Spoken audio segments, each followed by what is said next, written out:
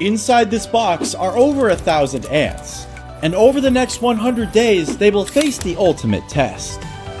As this colony grows over time, they'll face 3 progressively more dangerous challenges along the way, and we'll get to watch how over 1,000 ants work together to bring down their prey, and how they will have to learn to adapt in order to survive. On day 1, I received this package containing many different ant species from around the world, but today we're focusing on one ant species in particular, known for their hyper-aggressive nature and their very painful and venomous sting. Here in front of me are 2 vials filled with thousands of angry ants and tiny eggs waiting to hatch, as well as everything that I'll be needing to care for them. This will be the ants' new outworld, where they will have their battles later in the video and explore to collect food and water. This nest will serve as the ants' new home, where they will have their future generations of workers and protect their precious queens. I securely attached the ants' new home to the outworld and added water to create humidity, making it more inviting for the colony to move in. The final step was adding an escape prevention barrier around the lip of the outworld. I nearly forgot this part, which would have been a disaster because these ants have a powerful sting, but let's just say that I got stung anyway later in the video. But there are some even crazier ants out there with stings way worse than these, and I plan to get some. So if you want to see that, give this video a like and let me know in the comments what your favorite ants are and what species you would like to see on the channel.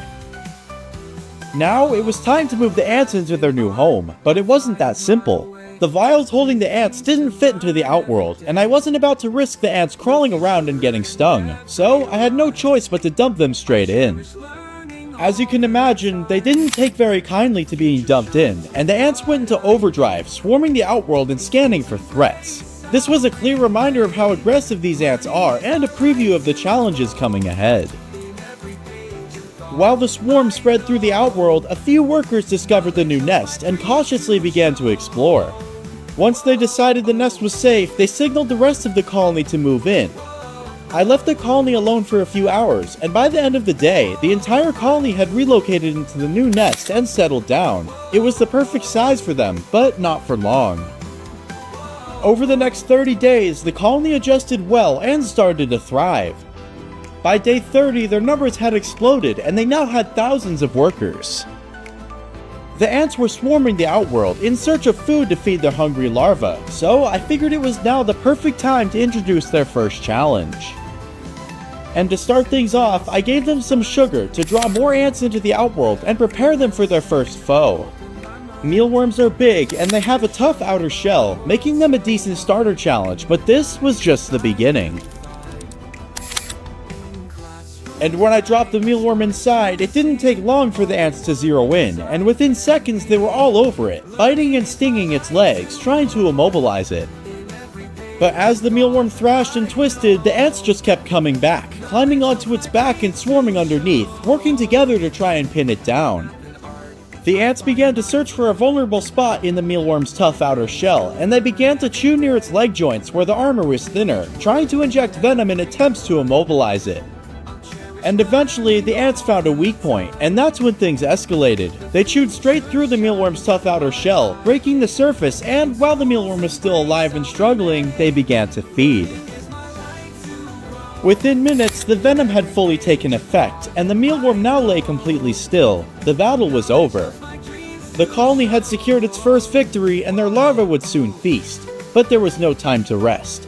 The ants now needed to grow their numbers fast, because the next challenge would be far more dangerous and harder to bring down. But by day 60, a serious problem had emerged. The ants had chewed through part of their nest and tunneled behind the chambers. This compromised the ants' watering system, causing a leak that flooded through the entire nest. It was now clear that the ants needed a new home, bigger, better, and with more room for the next 2 challenges. A few months ago, the kind people over at Aesthetic Ants sent me a package with a variety of their products to test out. Included were some acrylic and wide-tongue nests, as well as a few outworlds. The acrylic nest that I will be using today has 2 main sections, the nest up top and 3 separate water chambers underneath that let me control exactly how much humidity that the ants get. I have a 10% discount code linked in the description, so if you see anything that you like in this video, be sure to check them out. With the nest now ready, it was time to move the colony, but the ants made this especially difficult. Most of them had crammed themselves into the tiny space between the nest and the outworld, since it was the only part of the nest that was still dry. My plan seemed simple enough. Unscrew the old nest from the outworld, drop that nest into the new setup, and then dump the ants from the old outworld into the new one. But the second that I started unscrewing the nest, I realized that the ants were right in the way, and the moment it came loose, they exploded out, swarming across my table. At this point, I was beginning to panic, as I tried to dump the ants into the new outworld while scooping up the ones that were trying to make a run for it, and I was getting stung in the process. I then realized that I had forgotten one crucial thing, the escape barrier. I rushed to apply the barrier, and then I turned my attention back to the old nest. But lifting the lid unleashed yet another wave of swarming ants as I placed the old nest into the outworld. I tried to gather as many escaped ants as I could, but I still kept finding stragglers in my ant room for days afterwards. But thankfully, the ants discovered their new nest pretty quickly, and I left them overnight to settle in, just in time for their next challenge. And by the next day, the colony was now fully moved into their new nest. I lightly decorated the outworld with a thin layer of sand, but not too much though, since I didn't want the ants digging new tunnels. The ants' second challenge was up next, and it was far more dangerous than the mealworm. This time, they were faced against a giant grasshopper. With a tough outer shell, razor-sharp mandibles, and powerful back legs, this grasshopper was fast, unpredictable, and unlike anything the colony had ever encountered before. And when I placed it into the outworld, the grasshopper froze, unsure of what to do. It only took a few moments for a few of the ants to spot the grasshopper, and when they started to attack, the grasshopper began jumping wildly around the enclosure, trying to escape, and alerting the entire colony to its position. It didn't take long for the grasshopper to run out of energy, and that's when it made a fatal mistake. Spotting a small hole in the ground, it crawled inside, not realizing that it had just walked straight into the heart of the ant's nest.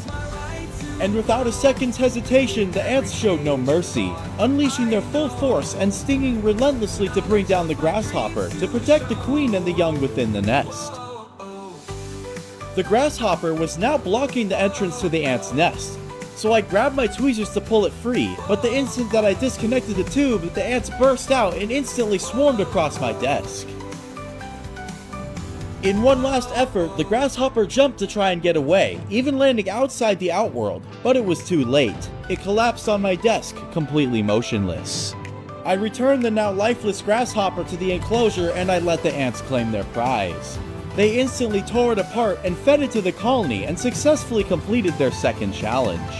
But now, the colony must prepare, as their third and final challenge would be their greatest yet. It was now day 100, and the colony was thriving better than ever. Their numbers had continued to grow, and they were now ready for their final challenge.